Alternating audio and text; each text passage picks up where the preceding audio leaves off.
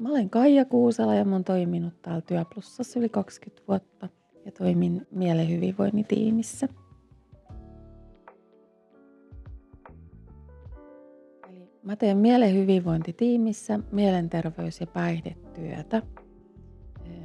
Mielenterveyden haaste voi olla ihan minkälainen tahansa, yleisimmin masennus, ahdistus tai työuupumusoireet sekä päihdeongelmat on siellä taustalla.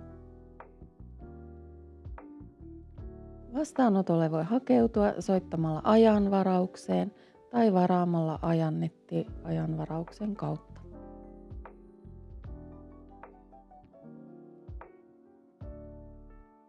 Työplussassa on tarjolla matalan kynnyksen mielen hyvinvoinnin palveluita. Et tarvitse lähetettä ja ihan oma tunne siitä, että on tarve käydä keskustelemassa ammattilaisen kanssa riittää.